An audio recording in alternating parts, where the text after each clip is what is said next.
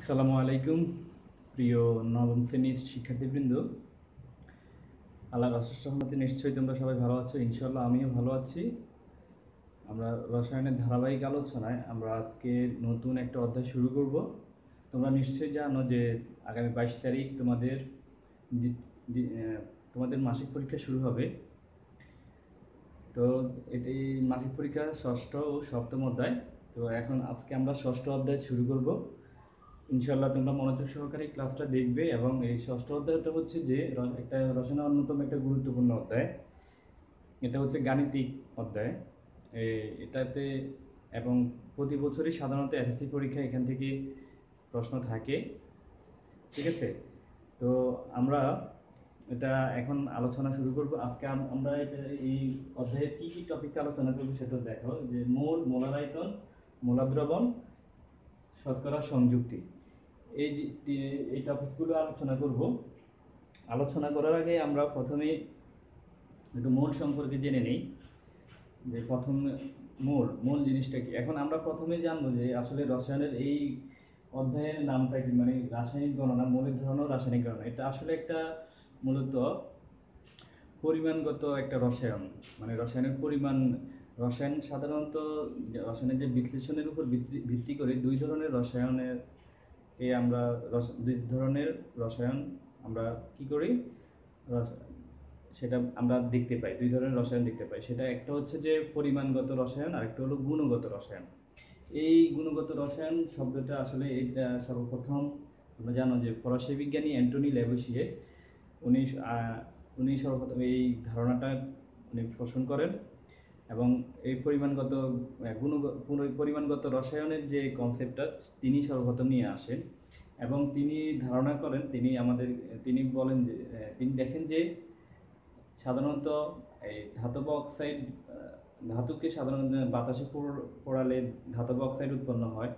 তো ধাতব অক্সাইডের কি হয়, ভর বৃদ্ধি পায়। ধাতুর যে ভরটা ছিল সেটা ধাতব, এখন কতটুকু ভর বৃদ্ধি পেয়েছে এই যে একটা পরিমাণ নির্ণয় করা, এটি হচ্ছে পরিমাণগত রসায়নে আলোচনা, ঠিক আছে? তাহলে হচ্ছে যে তারপরে হচ্ছে যে এই কি কি পরমাণু সেখানে অংশগ্রহণ করে একটা যৌগের মধ্যে, যখন একটা বিক্রিয়ায় যখন সংঘটিত হয়। তারপর কতটুকু আমার একটা বিক্রিয়া সম্পন্ন হতে কতটুকু বিক্রিয়ক প্রয়োজন হবে এবং কতটুকু উৎপন্ন হবে। এই যে এই হিসাবটা, মানে হিসাব নিকাশের যত কিছু আছে সব কিছুই তোমার মৌল এবং পরমাণু সম্পর্কে, তারপরে এর বিভিন্ন অণুসমূহের সংকেত, তারপরে আণবিক সংকেত, তারপরে স্থূল সংকেত, এগুলো সম্পর্কে এই পরিমাণগত রসায়নে আলোচনা করা হয়, ঠিক আছে? তো এখন এই পরিমাণগত রসায়ন সম্পর্কে আমরা তাহলে জানবো। এটা তোমরা আমি আবারও বলি যে এটা খুবই গুরুত্বপূর্ণ অধ্যায়, যে বিশেষ করে এটাতে ফুল মার্ক পাওয়া সম্ভব। এই অধ্যায়ে তুমি 10-এ 10 পাওয়া সম্ভব, যেহেতু এটা গাণিতিক টার্ম। তো এখন প্রথমে আমরা জানবো মোল হচ্ছে যে এক ধরনের একক। আমরা জানি যে দেখো, আমরা যে কোনো জিনিস বাজার থেকে কিনলে সেটা আমরা কি করি, যে 5 কেজি 10 কেজি একটা একক ব্যবহার করি। এই কেজি যে একটা পদার্থের ওজন পরিমাণের একক, ভরের একক, আমরা কেজি হিসাব করি। তো এই যে কেজি, এখন কেজি 1 কেজি কতটুকু হয়, 1000 গ্রাম হয়, 1000 গ্রাম। এখন তোমাকে যদি বলে যে এই যে 1 কেজি কতটুকু, 1000 গ্রাম, তার মানে কেজিকে পরিণত করতে গেলে, কেজিকে জানতে হলে আমাকে গ্রাম জানতে হবে। তারপরে আবার যদি একটা দূরত্বের ক্ষেত্রে আমরা কিলোমিটার হিসাব করি। তো কিলোমিটারকে আমরা জানতে গেলে মিটার প্রয়োজন হয়, মিটারকে জানতে গেলে আমার সেন্টিমিটার প্রয়োজন হয়, সেন্টিমিটার জানতে গেলে মিলিমিটার প্রয়োজন হয়। এই যে এই এককগুলো হচ্ছে যে আসলে তাহলে একটা একক থেকে আরেকটা একক পাওয়া যায়। তো একক ছাড়া কোনো কিছুই আসলে সম্পূর্ণভাবে প্রকাশ করা যায় না। এখন এই এককটাকে আমরা এটা পদার্থের পরিমাণের ক্ষেত্রেও এই ধরনের এই মোলটাকে হিসাব করা হয়। পদার্থের পরিমাণের ক্ষেত্রে মোল হলো একটা পদার্থের পরিমাণের একক। আমরা রসায়নে এই এককটাকে হিসাব করি পদার্থের পরিমাণের ক্ষেত্রে। এখন 1 মোল কতটুকু সেটা হিসাব করব। এখন মৌলের সংজ্ঞা আমরা জানি যে মৌলের সংজ্ঞা আমরা কিভাবে দিতে পারি, যে দেখো, রাসায়নিক পদার্থের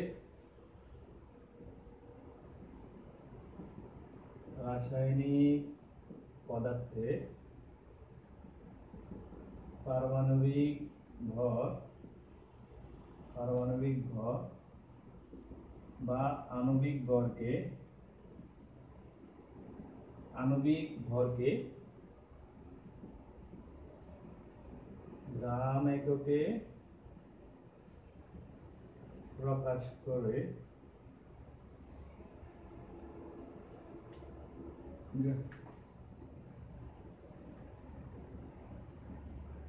রাসায়নিক ভর বা গ্রাম এককে প্রকাশ করলে যে পরিমাণ পাওয়া যায়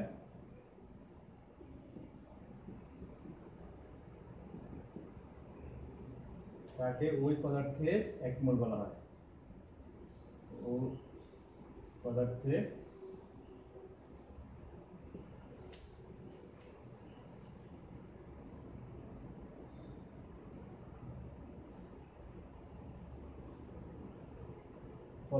পারমাণু, এখানে দিক লিখি নেই, পারমাণবিক ভর বা আণবিক ভরকে গ্রাম এককে প্রকাশ করলে যে পরিমাণ পাওয়া যায় তাকে ওই পদার্থের এক মোল বলা হয়।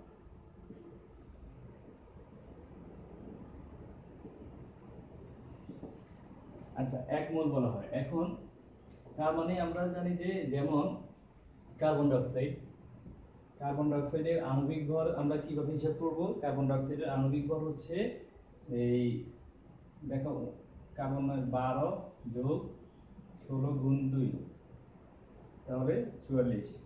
তাহলে এই 44 গ্রাম সমান হলো এক মোল। এই 44 যখন আণবিক ভর হলো 44, এটাকে যখন গ্রামে প্রকাশ করব তখন সেটা এক মোল, তখন সেটা কি এক মোল হয়ে যায়। তাহলে এক মোল কার্বন ডাইঅক্সাইড সমান 44 গ্রাম এক মোল। এখন অনুরূপভাবে যে কার্বন একটা মৌল, এই যে এক মোল কার্বন সমান 12 গ্রাম। এক মোল কার্বনের পারমাণবিক ভর হচ্ছে 12, তাহলে এক মোল কার্বন সমান 12 গ্রাম। এই 12কে যদি আমি গ্রামে প্রকাশ করি তাহলে সেটা এক মোল সমান 12 গ্রাম। ঠিক আছে, এটা হচ্ছে এক মোল। তাহলে মোলটা আমরা ক্লিয়ার যে এক মোল সমান 12 গ্রাম। এখন এই এক মোল সম্পর্কে এক মোল পরমাণুতে কতটি বা এক মোল অণুতে কতটি কণা থাকে, এই একটা নির্দিষ্ট পরিমাণ কণা থাকে, একটা নির্দিষ্ট সংখ্যক কণা। সেটা কণা তিন ধরনের হতে পারে, সেটা অণু হতে পারে, সেটা পরমাণু হতে পারে, সেটা আয়ন হতে পারে। এই নির্দিষ্ট সংখ্যক কণা থাকে। এটা সব বলেছেন যে ইতালীয় বিজ্ঞানী এমাদিও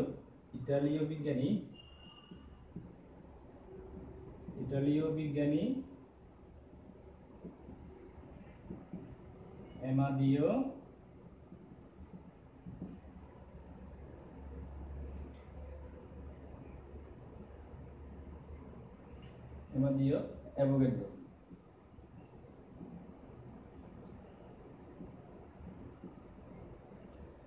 উনি বলেছেন যে এক মোল পরিমাণ পদার্থে সকল পদার্থের এক মোল পরিমাণ পদার্থে সমান সংখ্যক কণা থাকে, সমান সংখ্যক কণা। এখন সেই কণা আয়ন থাকতে পারে, সেই কণার পরমাণু থাকতে পারে, মানে এক মোল আয়নে সমান সংখ্যক। এখন সেই সংখ্যাটা কত? সেই সংখ্যাটা হচ্ছে যে 6.023 × 10⁻23 এতটি। তাহলে এই যে এই সংখ্যাটাকে n দ্বারা প্রকাশ করা হয়, এটাকে n দ্বারা প্রকাশ করা হয়, তাহলে অ্যাভোগাড্রো সংখ্যাকে n দ্বারা প্রকাশ করা হয়। n = 6.023 × 10⁻23। এখন এটা সকল কণায়, মানে সেটা কণা হোক কণা, সকল কণায় সমান সংখ্যক এই কণা থাকে, অ্যাভোগাড্রো সংখ্যক কণা থাকে এক মোল পরিমাণ সকল কণায়। এখন সেটা এক মোল পরিমাণ যদি আমি এই কার্বনের ক্ষেত্রে এটা হলো এক মোল পরমাণু, ঠিক আছে। এক মোল পরমাণুর ক্ষেত্রে সেখানে সমান সংখ্যক কণা থাকবে 0.023 × 10⁻23টি। আবার এক মোল কার্বন ডাইঅক্সাইড অণুতে এটা থাকবে পরমাণু, এতটি পরমাণু। আবার এটার ক্ষেত্রে হবে যে এতটি অণু, 10⁻23টি অণু। তাহলে তোমরা ক্লিয়ার যে দেখো অণুর ক্ষেত্রে হলো এতটি অণু, এক মোল পরমাণুর ক্ষেত্রে এতটি পরমাণু। আবার যদি আয়ন ধরি, আয়ন হলো ধনাত্মক আয়ন, ক্যাটায়ন। এক মোল ক্যাটায়নে কতটি ক্যাটায়ন থাকতে পারে? এক মোল ক্যাটায়নে 6.023 × 10⁻23টি ক্যাটায়ন থাকতে পারে। আবার 1 মোল অ্যানায়নে 6.023 × 10⁻23টি অ্যানায়ন থাকতে পারে। এই যে তাহলে ক্যাটায়ন ও অ্যানায়নের দিক থেকে আমরা এটাকে হিসাব করতে পারি যে তার মানে আমরা তিন ধরনের ক্ষেত্রেই এই সমান সংখ্যক কণা থাকবে। সেটা অণুর ক্ষেত্রে এতটি অণু থাকবে, পরমাণুর ক্ষেত্রে এতটি পরমাণু থাকবে, আয়নের ক্ষেত্রে এতটি আয়ন থাকবে। তাহলে আমরা এখন 1 মোল সমান সমান জিনিসটা যে গ্রাম পারমাণবিক ভর বা আণবিক ভর, এটা এত গ্রাম সমান এটা এত এই পরিমাণে এতটি অণু পরমাণু থাকতে পারে বলতে এতটি থাকে হিসাব করে বিজ্ঞানী অ্যামাডিও অ্যাভোগাড্রো এটা হিসাব করে। তো এই কারণে ওনার সম্মানে এটাকে অ্যাভোগাড্রো সংখ্যা বলা হয়। এই বিজ্ঞানীর সম্মানে এটাকে কি বলা হয়? অ্যাভোগাড্রো সংখ্যা। তাহলে আমরা অ্যাভোগাড্রো সংখ্যা জেনেছি। তো তোমাদের বইতে ইনশাআল্লাহ বইতে আছে যে যেমন এখন তোমাকে যদি বলি যে একটি পানির অণুর ভর কত, একটি পানির অণুর ভর কত?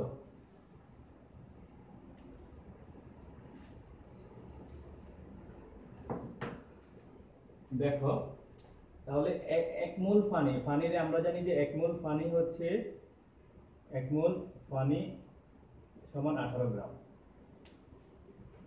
18 গ্রাম। এখন 1 মোল হচ্ছে যে 1 মোল সংখ্যার অর্থ হচ্ছে যে কত? 18 গ্রাম পানি। অর্থাৎ 1 মোল হলো 6.023 টি 6.023 ইনটু 10⁻23 টি পানি অণু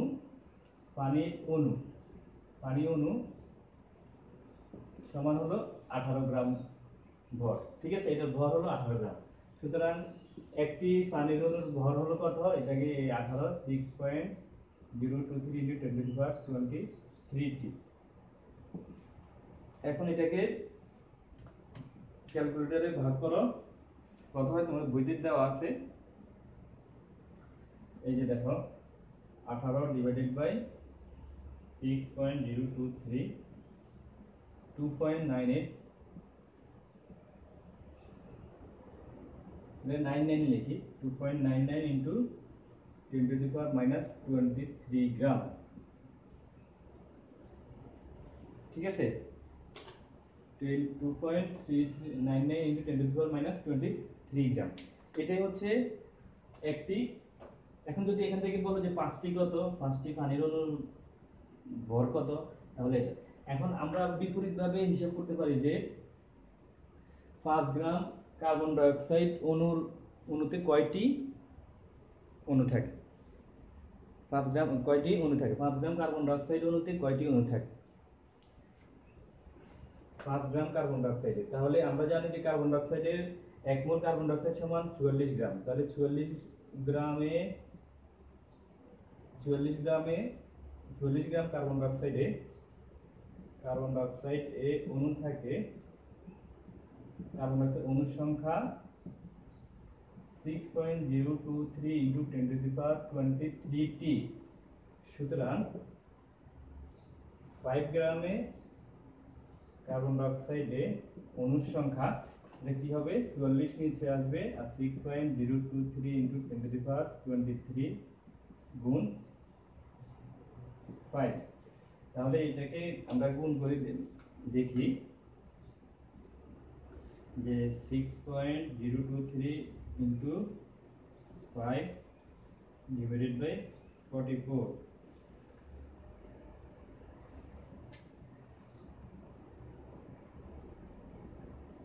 তাহলে এখানে কত লেখা যায়?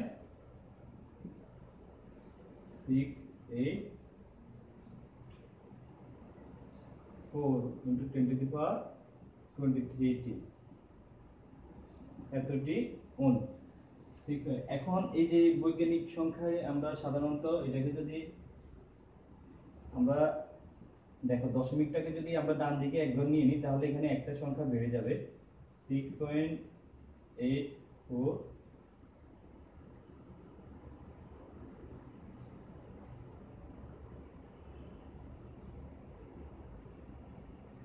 ইনটু 10⁻22 টি, মানে শূন্য একটা কমে যাবে। ঠিক আছে, দশমিক আমি তার মানে এটা হচ্ছে যে এখন 10 দ্বারা যদি আবার এটাকে গুণ করে দিই, 10 দ্বারা গুণ করে দিলে সেটা আবার আগের মতো চলে আসে।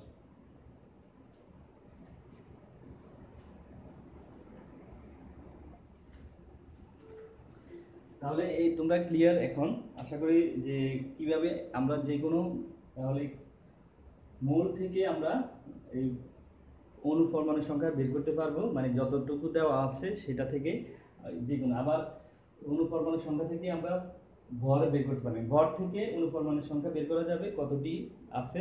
আবার সংখ্যা থেকে আমরা কি কি বের করতে পারবো, ভর বের করতে পারবো। ঠিক আছে, এই যে দুইটার সাথে একটার সাথে রিলেশন, মানে একটা থেকে আরেকটা বের করা যাবে। তোমরা আমার কথা নিশ্চয়ই বুঝেছো। আমরা এখন মোলার আয়তন পড়বো। মোলার আয়তন হচ্ছে এক মোল পরিমাণ পদার্থের আয়তনকে বলা হয় মোলার আয়তন। এক মোল পরিমাণ পদার্থের আয়তনকে কি বলা হয়, মোলার আয়তন। এখন এটা এই এক মোল পরিমাণ পদার্থ সাধারণত এক মোল পরিমাণ পদার্থের যে আয়তন সেটাই হলো মোলার আয়তন। এখন এক মোল পরিমাণ সেটা কঠিন পদার্থ, তরল পদার্থ, গ্যাসীয় পদার্থ। ঠিক আছে, এখন কঠিন ও তরল পদার্থের ক্ষেত্রে মোলার আয়তন বিভিন্ন কঠিন পদার্থের ক্ষেত্রে বিভিন্ন রকম হয়, আবার তরল পদার্থের ক্ষেত্রে বিভিন্ন রকম হয়। কিন্তু গ্যাসীয় পদার্থের ক্ষেত্রে মোলার আয়তন সমান হয়। সেটা হচ্ছে, এটা জানার আগে আমাদের কি জানতে হবে, সেটা হলো এসটিপি। এটা জানতে হবে। এসটিপি মানে আদর্শ তাপমাত্রা ও চাপে, স্ট্যান্ডার্ড এই যে এসটিপি, স্ট্যান্ডার্ড টেম্পারেচার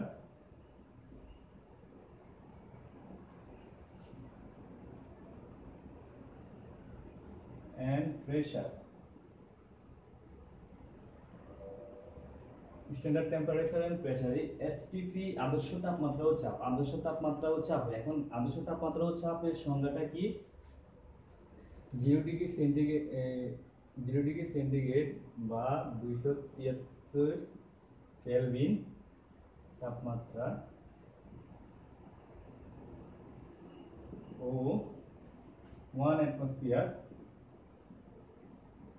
বা 760 মিলিমিটার বা 101.135 কিলো 135 কিলো প্যাসকেল চাপকে কি বলা হয়, আদর্শ তাপমাত্রা ও চাপ।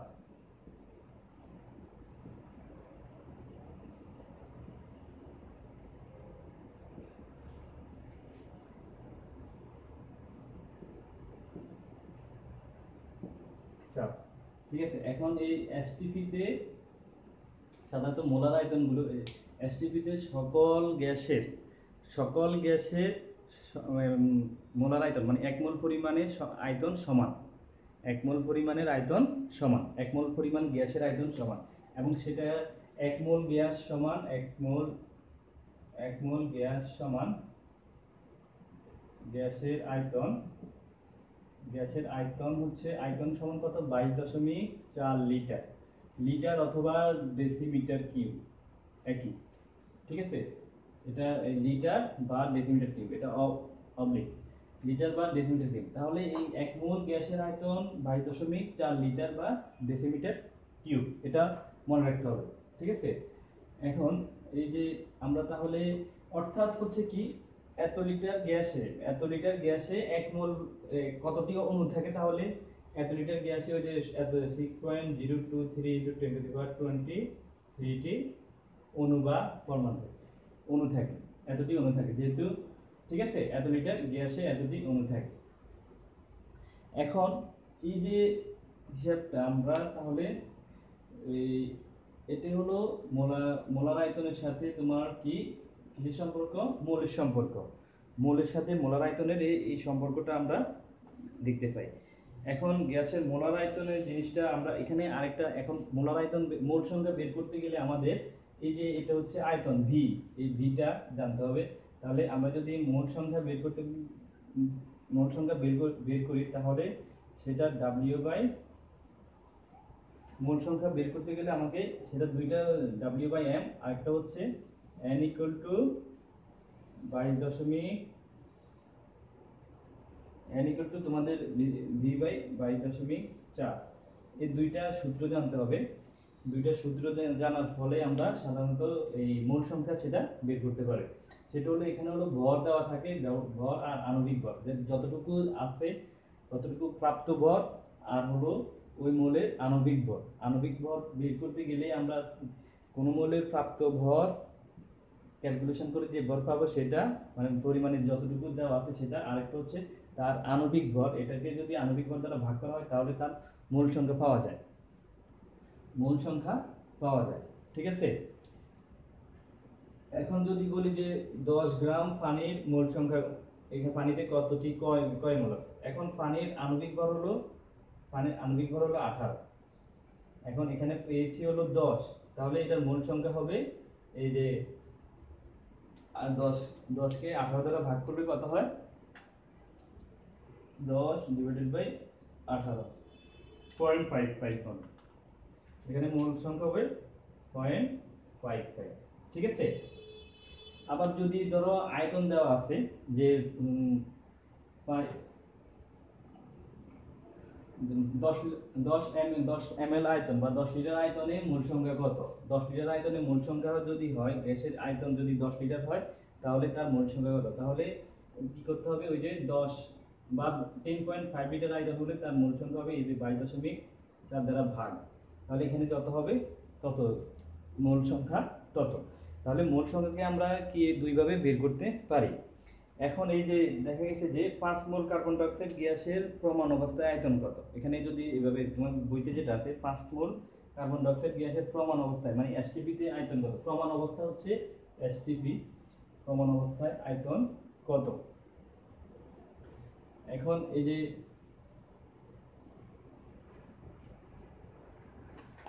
মানে এটা হচ্ছে n এর মান দেওয়া আছে 5 mole, n equal to 5 mole. তাহলে সমান অবস্থায় তার আয়তন হবে এই যে n equal to v by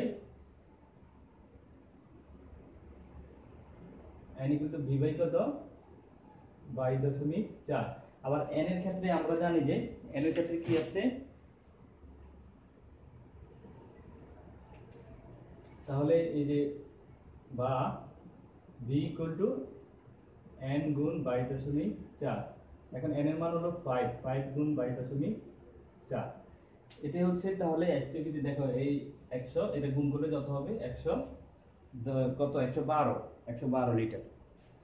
তাহলে আয়তন হবে 5 মোল কার্বন ডাই অক্সাইড গ্যাসের আয়তন এসটিপি তে আদর্শ চাপে 112 লিটার।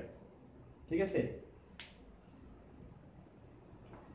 তারপরে হচ্ছে এখানে আরেকটা হলো যে যদি 10 গ্রাম, আরেকটা জিনিস আছে যে 10 গ্রাম হাইড্রোজেন গ্যাসের আয়তন কত 10 গ্রাম। এখন এখানে যে মোল দেওয়া নাই, যদি মোল দেওয়া তাহলে একটা হলো মোল যদি দেওয়া থাকে ডাইরেক্ট তাহলে আমরা আয়তনটা ওই যে এই সূত্র দ্বারা বের করব। আরেকটা হলো যদি ওজন দেওয়া থাকে, ডাব্লিউ যদি দেওয়া থাকে, যেমন এই যে 5 গ্রাম আমাদের বইতে যেটা 5 গ্রাম হাইড্রোজেন গ্যাসের আয়তন কত। এখন তাহলে সেই ক্ষেত্রে আমাকে কি বের করতে হবে, সূত্রটা হচ্ছে কি যে আমার এই n equal to w by m। এখন এই 5 গ্রাম হাইড্রোজেন গ্যাসের আয়তন, এখন আয়তন বের করতে গেলে তো আমাকে v লাগবে তাই না। এসটিপি তে আয়তন বের করতে গেলে কি লাগবে, তাহলে v লাগবে। তাহলে আমাকে প্রথমে n টা বের করে, তাহলে সুতরাং এই n equal to w by m equal to v by 22.4।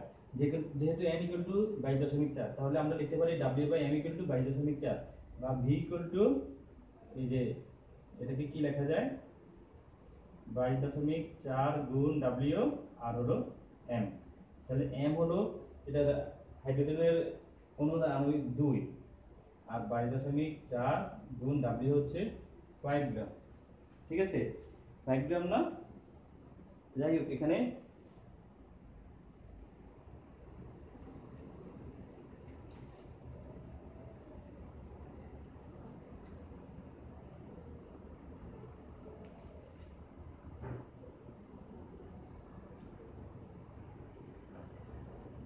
এখানে 22 আমাদের ক্যালকুলেশন ইতে আমরা একটু আবার দেখি।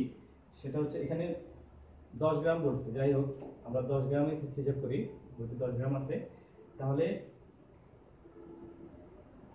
W/M গুণ B ইকুয়াল টু W গুণ 22.4, তাহলে বা B ইকুয়াল টু 22.4 গুণ M, আর হলো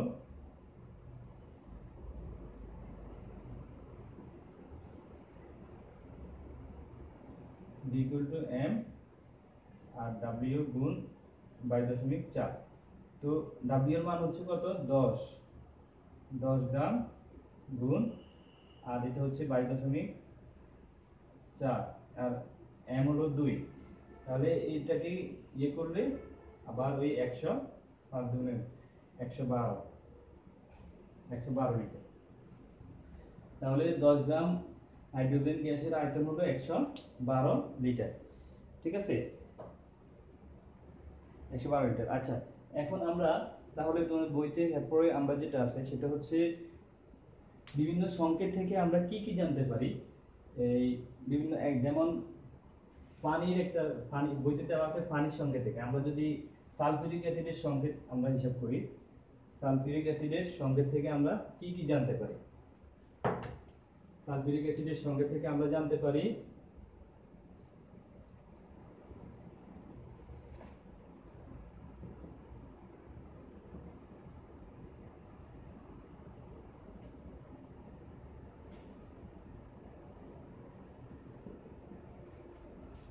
এখানে প্রশ্নটা এরকম যে থেকে তুমি কি কি জানতে পারো, তুমি কি কি জানতে পারো। দেখো এখানে তুমি মনে হচ্ছে যে এটা তো সালফিউরিক অ্যাসিডের সংকেত, এখানে এখানে দুইটা হাইড্রোজেন পরমাণু, আবার একটা সালফার, একটা অক্সিজেন, চারটা অক্সিজেন পরমাণু। ঠিক আছে, এভাবে এটা হচ্ছে, এর নাম হলো সালফিউরিক অ্যাসিড। এক নম্বর হলো H2SO4, এর নাম সালফিউরিক অ্যাসিড, তুমি এটার নাম দিয়ে দিবে। ঠিক আছে, দুই নম্বরে হচ্ছে এর হাইড্রোজেন পরমাণু সংখ্যা হচ্ছে কতটি,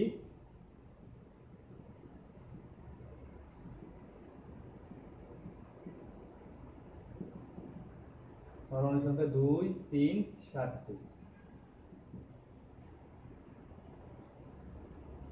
3 নম্বর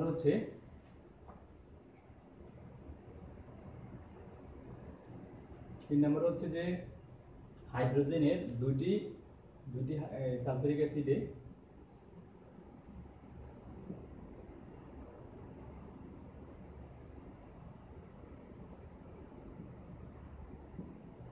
দুটি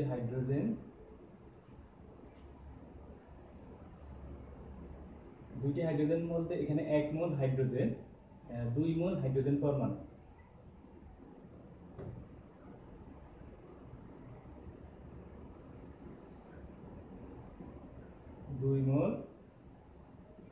হাইড্রোজেন পরমাণু। ঠিক আছে,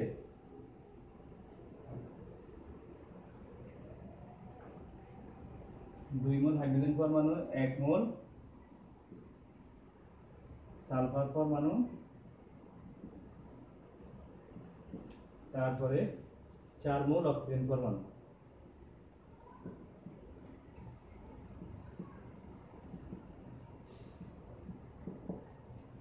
4 মোল অক্সিজেন পরমাণু। তারপরে 4 নম্বরে দেখো যে এই সালফিউরিক অ্যাসিডে এখানে দুইটি হাইড্রোজেন পরমাণু, একটি সালফার পরমাণু, 4টি অক্সিজেন পরমাণু। আচ্ছা, যাই হোক সেটা পরে লিখি। তারপরে লিখতে পারি এখানে পানির ক্ষেত্রে যেভাবে আছে যে 1 মোল পানিতে 2টি হাইড্রোজেন। আচ্ছা, 1 মোল পানিতে হাইড্রোজেনের পরমাণু ভর, এখানে সালফিউরিক অ্যাসিডে 1 মোল সালফিউরিক অ্যাসিডে 1 মোল সালফিউরিক অ্যাসিডে হাইড্রোজেন পরমাণুর ভর 1 গুণ 2 সমান 2। তারপরে হচ্ছে সালফারের ভর, সালফার পরমাণুর ভর হচ্ছে কত 32। সালফার পরমাণুর ভর 32 আর হচ্ছে অক্সিজেন পরমাণুর ভর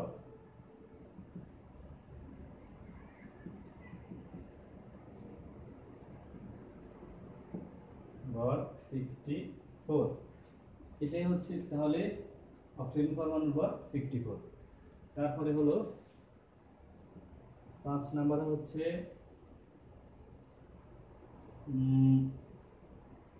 এখানে হাইড্রোজেনের পরমাণু সংখ্যা, হাইড্রোজেন 1 মোল সালফিউরিক অ্যাসিডে হাইড্রোজেন পরমাণু সংখ্যা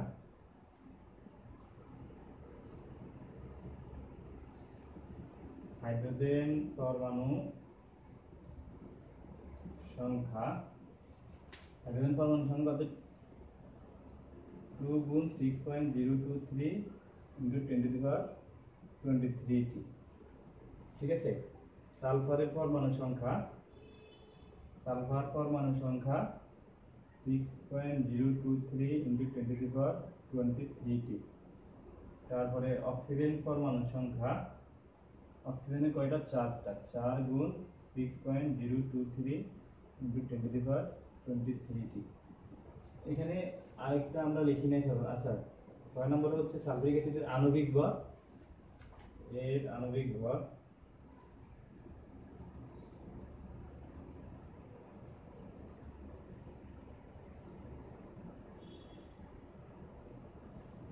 আণবিক ভর 1 গুণ 2 প্লাস 32 যোগ 16 গুণ 4 ইকুয়াল টু 98। তারপর হচ্ছে সালফিউরিক অ্যাসিড অণুতে অণু সংখ্যা, সালফিউরিক অ্যাসিডের অণু সংখ্যা 1 মোল সালফিউরিক অ্যাসিডের অণু সংখ্যা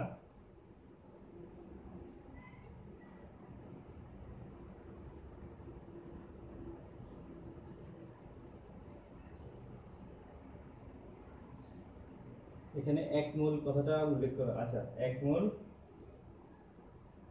সালফিউরিক অ্যাসিডে অণু সংখ্যা 6.023 ইনটু 10^23। ঠিক আছে।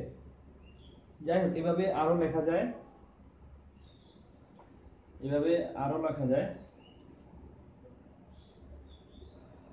তাহলে তোমরা এটা তোমাদের বইতে দেওয়া আছে, পানিরটা আমি সালফিউরিক অ্যাসিডটা লিখে দিলাম, তো এটা আসতে পারে খ নম্বরে আসতে পারে। ঠিক আছে। তুমি শুধু ওই যে অনুসঙ্গে 2-3টা লিখে দিলে হবে না, এরকম খ নম্বরে যদি আসে মিনিমাম 5-6টা 7টা লিখতে হবে।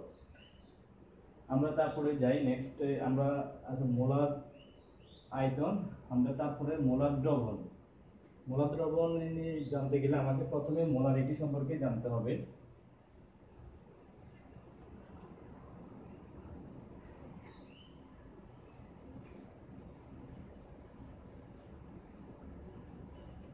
মোলারিটি সম্পর্কে জানতে হবে। তোমরা নিশ্চয়ই জানো মোলারিটি, মোলালিটি আর হলো নরমালিটি। মোলারিটিটা হচ্ছে যে আমরা তরল পদার্থে মানে 1000 ml যত মোল দ্রব দ্রবীভূত হয়, যত মোল দ্রব দ্রবীভূত হয় মানে দ্রবের মোল সংখ্যাকে 1000 ml বা 1 লিটারে দ্রবের মোল সংখ্যাকে ওই দ্রবণের মোলালিটি বলা হয়। আবার 1000 গ্রামে দ্রবের গ্রাম এককে যদি থাকে সেটা হচ্ছে 1000 গ্রামে দ্রবের মোল সংখ্যাকে ওই দ্রবণের মোলারিটি বলা হয়। ঠিক আছে। মোলারিটিটা হলো গ্রামের ক্ষেত্রে 1000 গ্রামের ক্ষেত্রে, আর মোলারিটিটা হচ্ছে 1000 মিলিলিটারের ক্ষেত্রে 1 লিটার। তো এটাকে আরেকটু মডিফাই করে সংখ্যাটা লেখা যায় যে স্থির তাপমাত্রায় 1 লিটার বা 1 ডেসিমিটার কিউব দ্রবণে দ্রবীভূত দ্রবের গ্রাম আণবিক বা মোল সংখ্যাকে স্থির তাপমাত্রায়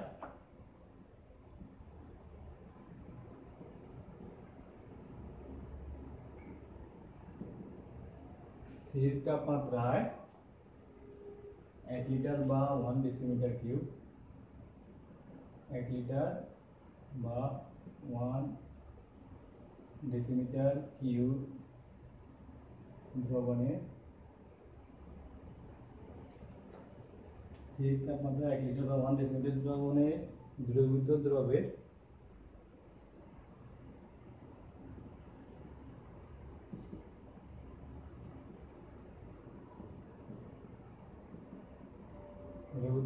গ্রাম আণবিক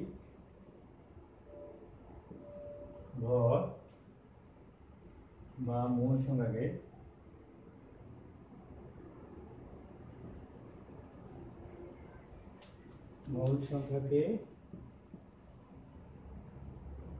ওই দ্রবণের 1 লিটার ওই দ্রবণের মোলারিটি বলা হয়। মোল সংখ্যাকে দ্রবণের মোলার ঘনমাত্রা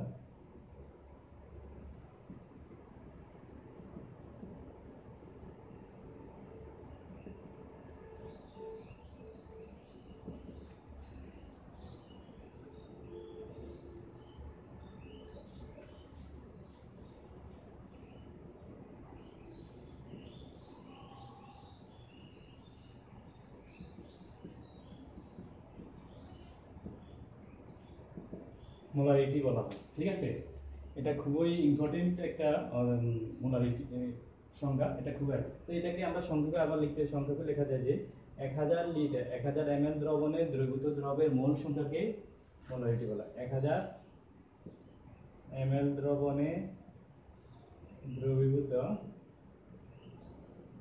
দ্রবের মোল সংখ্যাকে দ্রবীভূত দ্রবের মোল সংখ্যাকে মোলারিটি বলে।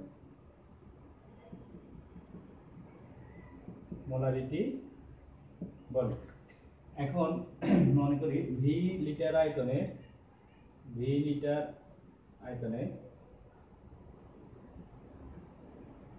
এখন মনে করি ভি লিটার আয়তনে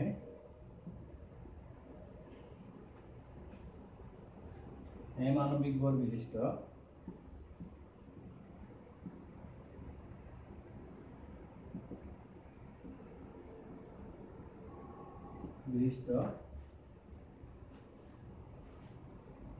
W গ্রাম দ্রব দ্রবীভূত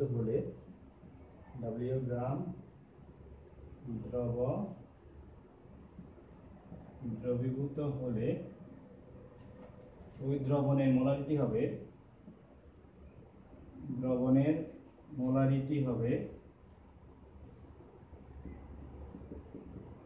মোলারিটি দ্রবীভূত হলে দ্রবণের মোলারিটি S হলে S equal to W into 1000 এখানে M into V 1000। এই যে এই সূত্রটা দ্বারা আমরা দ্রবণের মোলারিটি হিসাব করতে পারি এই সূত্র দ্বারা। ঠিক আছে, এখন এই তো আমরা তাহলে তোমরা মোলারিটিটা ভালো করে বুঝছো আশা করি, যে 1000 ml দ্রবণে যত মোল দ্রব দ্রবীভূত হয় তাহলে তার মোলারিটি তত 1000 ml 2 মোল দ্রব দ্রবীভূত হলে তার মোলারিটি 2। ঠিক আছে, আবার এই যে 2000 ml যদি 1 মোল দ্রব দ্রবীভূত হয় তাহলে তার মোলারিটি হচ্ছে 0.5। ঠিক আছে, কারণ অর্ধেক হয়ে যাবে। এই যে তাহলে মোলারিটি এখন মোলার দ্রবণটা হচ্ছে যে মোলার দ্রবণটা কি? মোলার দ্রবণ হচ্ছে কোন দ্রবণের 1 মোল দ্রব দ্রবীভূত হলে 1 লিটার দ্রবণে যদি 1 মোল দ্রব দ্রবীভূত হয় তাহলে সেই দ্রবণের ঘনমাত্রাকে 1 মোলার দ্রবণ বলা হয়। বা মোলারিটির আরেকটা নাম হলো মোলার ঘনমাত্রা। তাহলে মোলার দ্রবণটা কি?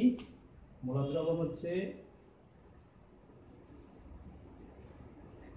1 লিটার দ্রবণে দ্রবীভূত 1 লিটার দ্রবণে যদি 1 মোল দ্রব দ্রবীভূত থাকে তাহলে ওই দ্রবণকে বলা হয় মোলার দ্রবণ।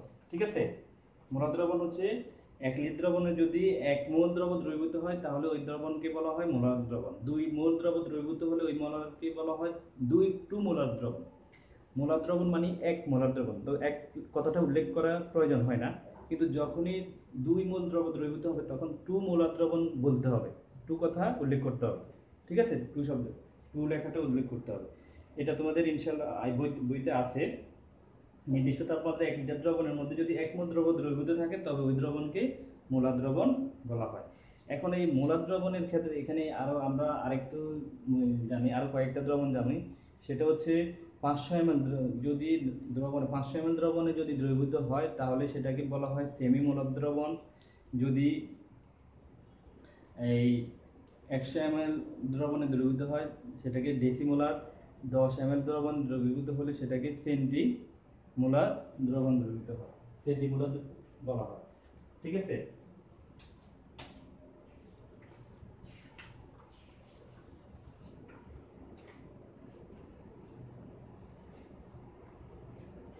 এক লিটারে যদি 1 মোলার দ্রবণ থাকে সেটাকে বলা হয় 1 মোল দ্রবণ থাকলে সেটাকে মনে করো যে 1 লিটারে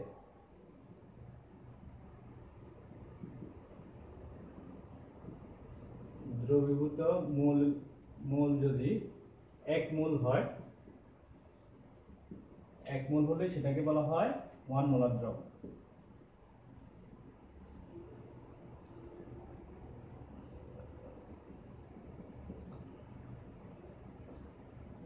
এক মোল 1 মোলার দ্রবণ বা মোলার দ্রবণ বলা হয়। এটাকে 1 কথাটা উল্লেখ না করলে হয় মোলার দ্রবণ। ঠিক আছে? যদি 0.5 মোল দ্রবীভূত থাকে 1 লিটারে তাহলে বলা হয় এটাকে সেমি মোলার দ্রবণ, সেমি মোলার দ্রবণ। এটাকে m/2 দ্বারা প্রকাশ করা হয়। ঠিক আছে? আবার যদি 100.1 মোল থাকে, 0.1 মোল থাকলে এটা হলো ডেসিমোলার দ্রবণ,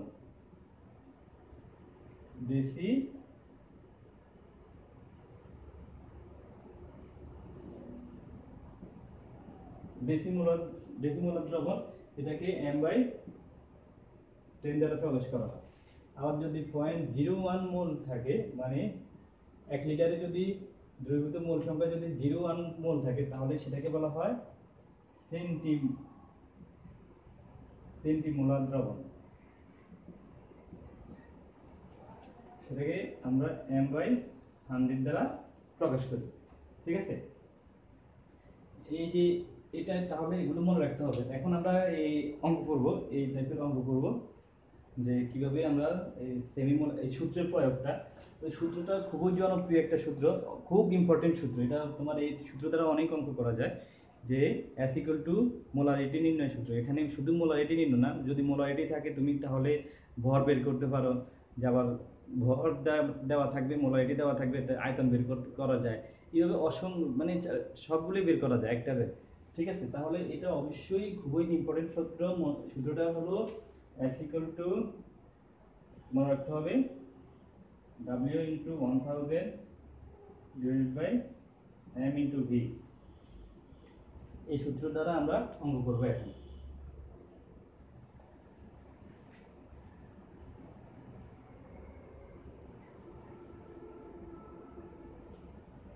সূত্র দ্বারা অঙ্কটা গুলো হচ্ছে যে, দেখো অঙ্কগুলো কি,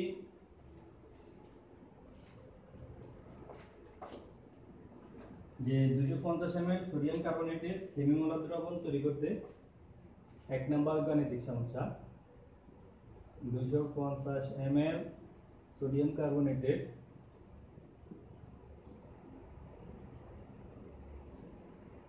সেমি মোলার হচ্ছে তাহলে 0.5 মোল। এটা তো আমরা জানি যে 1 লিটারে 0.5 মোল যদি দ্রবীভূত থাকে তাহলে সেটা সেমি মোলার। ঠিক আছে? সেমি মোলার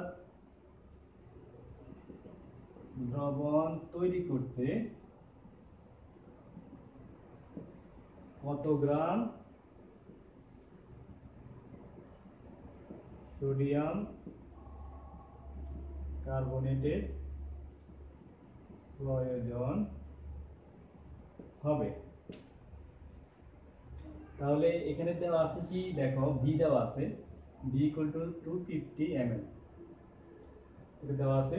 আর m আমরা সোডিয়াম কার্বনেটের আণবিক ভর কত, 86 সমত। সোডিয়াম কার্বনেটের আণবিক ভর 106। সোডিয়াম আণবিক ভর তো তোমরা ওই যে সিস্টেমে হিসাব আমরা যেভাবে বের করতে পারো সেভাবে করবা।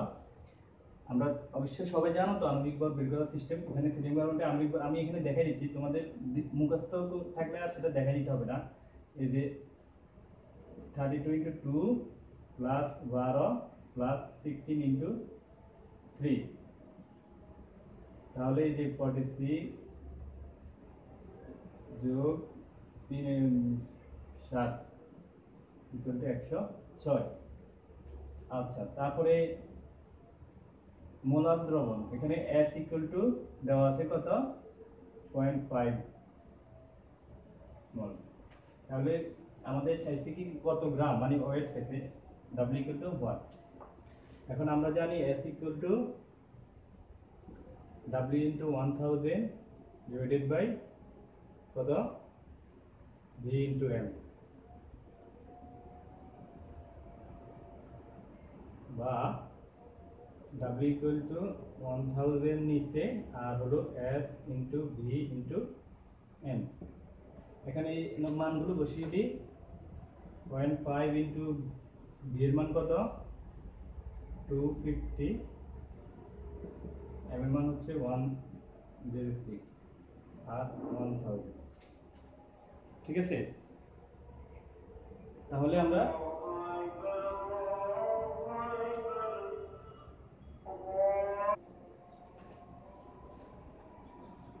আচ্ছা ঠিক আছে, তাহলে এই যে এটা আমি গুণ করে দেখিয়ে দিয়েছি 13.25 গ্রাম।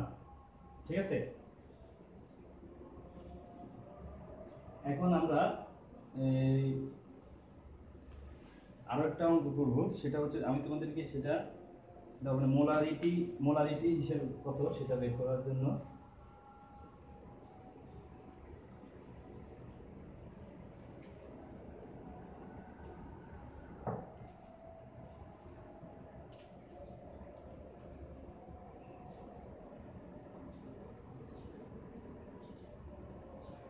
एक 9.87 গ্রাম সালফিউরিক অ্যাসিডকে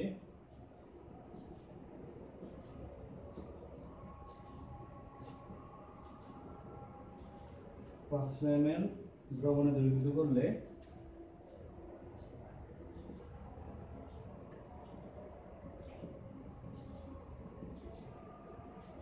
500 ml দ্রবণে দ্রবীভূত করলে উৎপন্ন দ্রবণের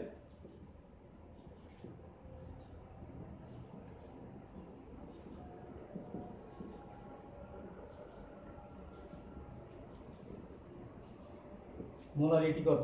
ঠিক আছে, মোলারিটি হিসাব করব। তাহলে ওই যে সূত্রটা আমরা জানি, এখানে direct S equal to W into 1000 M into V।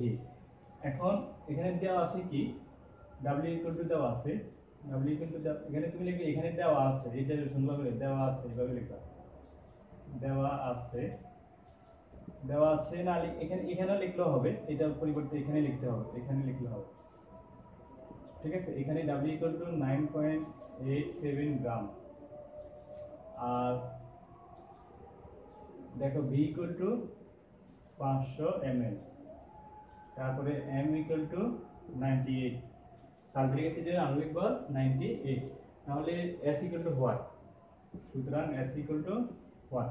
এখন এই মান বসাও, মান বসালে 9.87 ইন্টু 1000 আর 98 গুণ V হলো 500। ঠিক আছে, তো এখানে গুণ করলে কত হয়, গুণ করলে হয় 9.87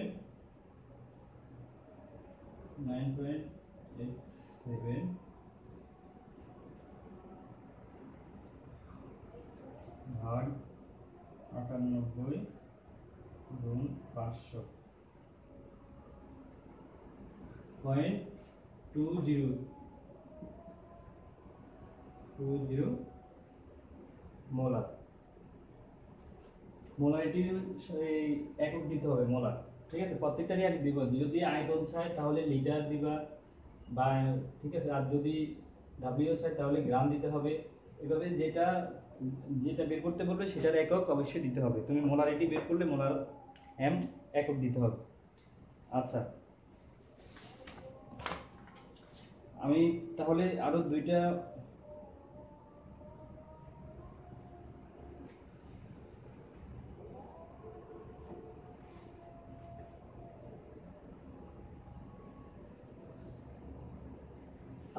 অঙ্ক দিই, তোমাদের আরেকটা অঙ্ক দিই, সেটা হচ্ছে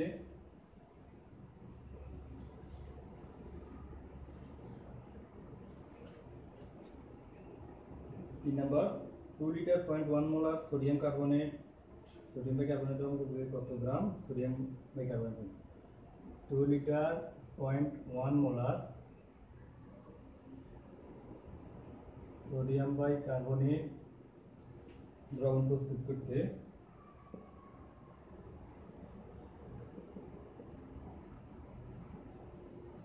কত গ্রাম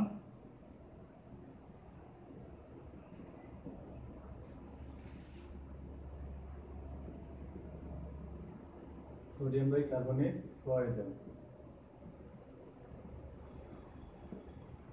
তাহলে এখানে কি দেখতে হবে, ওই যে আমাদের ডাব্লিউ, আমরা চাইছি কি ডাব্লিউ বের করতে হবে।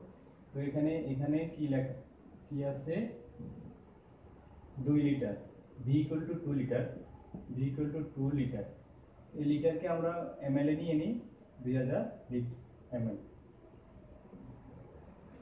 ঠিক আছে। তারপরে হচ্ছে এম ইকুয়াল টু সোডিয়াম বাইকার্বনেটের আণবিক ভর কত, 84, m equal to 84, তারপরে s equal to 0.1 মোলার, তারপরে w equal to 1। এখন আমরা জানি s equal to w into 1000 m into v, বা w equal to 1000 নিচে s into m into v সমান s এর মান হচ্ছে 0.1 ইন্টু m এর মান হচ্ছে 84 ইন্টু v এর মান হচ্ছে 2000 আর ইন্টু 1000। তাহলে 1000 এখানে 2, এটা গুণ করলে কত হয়, 16.8 গ্রাম। গুণ করে দেখো যে ঠিক আছে কিনা। 0.1 গুণ 84 গুণ 2, 16.8 গ্রাম, ঠিক আছে। আচ্ছা ঠিক আছে, তাহলে আমরা এই যে অঙ্কগুলো করেছি এগুলোর আরেকটা প্রশ্ন আমি তোমাদের দিয়ে দিই, এটা করবা। 250 ml দ্রবণে 20 গ্রাম সোডিয়াম কার্বনেট থাকলে সোডিয়াম কার্বনেট দ্রবণের মোলারিটি কত। এটা হলো SW। 250 ml দ্রবণে 20 গ্রাম সোডিয়াম কার্বনেট থাকলে 250 ml দ্রবণে যদি 20 গ্রাম সোডিয়াম কার্বনেট থাকে, তাহলে সোডিয়াম কার্বনেটের দ্রবণের মোলারিটি কত। তাহলে দ্রবণের মোলারিটি কত থাকলে দ্রবণের মোলারিটি কত। তাহলে আমরা এই যে মোলারিটি শব্দটা আমরা খুবই ভালোভাবে আজকে জেনেছি যে মোলারিটি শব্দটা কি, যে 1000 ml এ যত মোল দ্রবীভূত হয়। এই মোলারিটির অঙ্কগুলো থেকে আমরা তাহলে কত গ্রাম প্রয়োজন, কত, এগুলো তোমরা যখন ইন্টারমিডিয়েট থেকে এই দ্রবণে মোলার দ্রবণ তৈরি করতে হবে, মোলারিটি তৈরি করতে হবে, সলিউশন তৈরি করতে হবে, তোমাকে বলবে যে সোডিয়াম হাইড্রোক্সাইডের 0.5 মোলার সলিউশন তৈরি করো, ঠিক আছে, কথা বুঝছো। এখন এই যে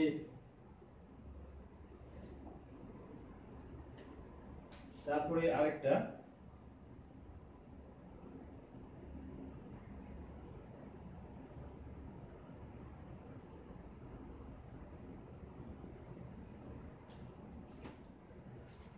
সোডিয়াম হাইড্রোক্সাইডের 0.5 মোলার সলিউশন তৈরি করতে কত গ্রাম সোডিয়াম হাইড্রোক্সাইডের প্রয়োজন হবে, ঠিক আছে। এখানে যদি সোডিয়াম হাইড্রোক্সাইডের 0.5 মোলারের জন্য সলিউশন তৈরি করলে সেটা V ইকুয়াল টু 1000 ml হবে, ঠিক আছে, 1000 ml 1 লিটারে। তোমার প্রশ্নটা এরকম যে সোডিয়াম হাইড্রোক্সাইডের 2 লিটার, সোডিয়াম হাইড্রোক্সাইড এর এখানে যদি আমি মিটার ইয়া আয়তনটা উল্লেখ করে দিই যে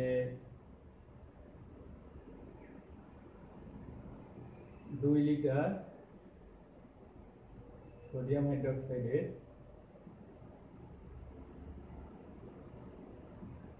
0.5 মোলার দ্রবণ তৈরি করতে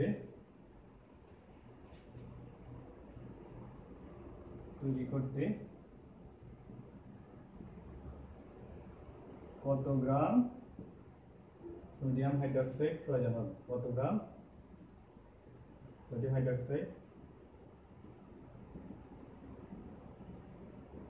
প্রয়োজন হবে? এই তো এটাই কি করবা যে আয়তন 2 লিটার মানে 2000 ml, তারপরে সোডিয়াম হাইড্রোক্সাইডের আণবিক ভর বের করবে, তারপরে এখানে এই কি S দেওয়া আছে 0.5 মোলার। তাহলে সুতরাং W equal two what? W এর মান বের করবে বাস। ওটা তোমার এই যে W এর মান যেটা বের হবে, W ইকুয়াল টু ধরো যে যদি 20 গ্রাম বের হয়, তাহলে এই 20 গ্রাম একটা বিকারের মধ্যে নিয়ে বাকি ওই বিকারে 2 লিটার বিকারে নিয়ে বাকিটা 2 লিটার দিয়ে পানি দিয়ে সেটাকে সোডিয়াম হাইড্রোক্সাইডের সলিউশন তৈরি করা হয়। কথা বুঝছো? এইভাবে এটা হচ্ছে 2 লিটার সোডিয়াম হাইড্রোক্সাইডের 0.5 মোলার দ্রবণ থেকে 2 লিটারে। আর যদি তোমার আরো কম দেয় 500 ml, 500 ml দিলে 500 ml হবে। তারপরে এখানে যতটুকু তোমার আয়তন দিবা ততটুকু ওখানে ভি এর বি হবে, আয়তন যা দিবা ভি এর মান তত হবে। ঠিক আছে, আমরা তাহলে আচ্ছা শতকরা সংযুক্তিটা দেখি একটু দ্রুত। শতকরা সংযুক্তি হচ্ছে, শতকরা মানে সংযুক্তি মানে হচ্ছে একটা যৌগের মধ্যে যতগুলো উপাদান থাকে, কি কি উপাদান থাকে সেগুলো হচ্ছে সংযুক্তি। যেমন বায়ুর সংযুক্তি মানে হলো বায়ুতে কি কি থাকে, oxygen, nitrogen, hydrogen, carbon die oxide, argon, ঠিক আছে, ইত্যাদি গ্যাস থাকে। তো এইভাবেই সংযুক্তি মানে হচ্ছে যে পদার্থের মধ্যে যে সকল পদার্থ বিভিন্ন ধরনের মৌল দ্বারা তৈরি। তো এই মৌলগুলো একটা যৌগের মধ্যে কি কি মৌল থাকে এবং কত 100 ভাগের মধ্যে কত ভাগ থাকে, 100 ভাগের মধ্যে কতবার থাকে। শতকরা সংযুক্তি তাহলে কি? শতকরা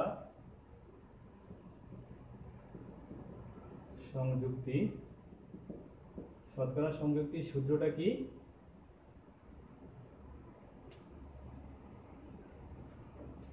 যৌগে মৌলের পরমাণুর সংখ্যা, যৌগে মৌলের পরমাণুর সংখ্যা,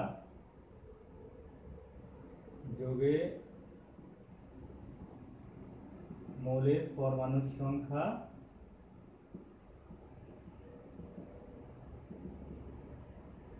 গুণ পরমাণুর পারমাণবিক ভর, গুণ পরমাণুর পারমাণবিক পারমাণবিক ভর বললেই হবে, পারমাণবিক ভর, পরমাণু সংখ্যা পারমাণবিক ভর গুণ 100, আর হচ্ছে যৌগের আণবিক ভর, যৌগের আণবিক। এখন আমি যদি সোডিয়াম কার্বনেটেরটা বের করতে বলি, সোডিয়ামেরটা কত, তাহলে আমাকে কি করতে হবে? সোডিয়াম কার্বনেট, আমি যদি সোডিয়াম কার্বনেটের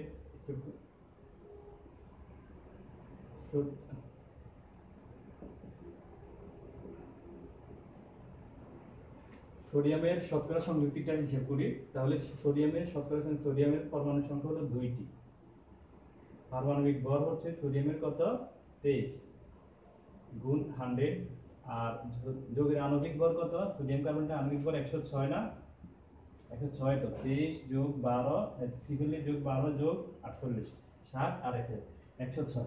তাহলে এর কত হবে দেখো, যে 2 গুণ 23 গুণ 100 ডিভাইডেড বাই 106, তাহলে 43.39%। ঠিক আছে, শতকরা, তাহলে যৌগের শতকরা সংযুক্তি হচ্ছে 43.39%। অনুরূপভাবে কার্বন সংখ্যা ও কার্বনের শতকরা সংযুক্তি বের করা যাবে, অক্সিজেনের শতকরা সংযুক্তি বের করা যাবে। ঠিক আছে, এইভাবে কার্বনের ক্ষেত্রে হবে কার্বনের 1 গুণ কার্বনের 12 গুণ 100 ডিভাইডেড বাই 106, তাহলে এই গুণ করলে যেটা হবে। অক্সিজেনের ক্ষেত্রে হবে কি 3 গুণ, যেহেতু পরমাণুর সংখ্যা কত 3, যার বের করব তার পরমাণুর সংখ্যা 3 গুণ পারমাণবিক ভর হচ্ছে 16 গুণ 100 ডিভাইডেড বাই 106। এভাবে তাহলে পারমাণবিক ভর আমরা শতকরা সংখ্যাটি বের করতে পারি। আমরা যদি একটা যে একই যৌগে যদি দুইটা থাকে আলাদা আলাদা বের করার প্রয়োজন নেই, যেমন C17H35 COON, এটা হলো সোডিয়াম স্টিয়ারেট, সাবানের সংকেত। এই সাবানের সংকেত থেকে দেখো এখানে কার্বন কিন্তু দুই জায়গায় আছে। এখন তুমি যদি প্রথমে C17 হিসাবে ধরে হিসাব করো, আবার 1 হিসাবে হিসাব করো, দরকার নেই। এটা এই 17 আর হলো 18, মানে 18টা, 18 দিয়ে 18 গুণ 12, তারপরে এরপরে গুণ 100 ডিভাইডেড বাই, এটা হিসাব করবা যে এটা আণবিক ভর যত হয় তত হিসাব করে তারপরে বসাবো। আণবিক ভর হিসাব করতে পারো 1 গুণ 35, তারপরে যোগ হলো 16 গুণ 16, 16 যোগ 16 যোগ 23, এরকম। এটা হিসাব করতে হবে এইভাবে, এই যে 12 গুণ 17 যোগ 1 গুণ 35 যোগ 12 যোগ 16 যোগ 16 যোগ 23, তাহলে কত হয় 12 17 কত, 12 গুণ 17 204 যোগ 35 যোগ 12 যোগ 16 দুগুণে 32 যোগ 23, 306। তাহলে এটা হবে 306, এই ঠিক আছে,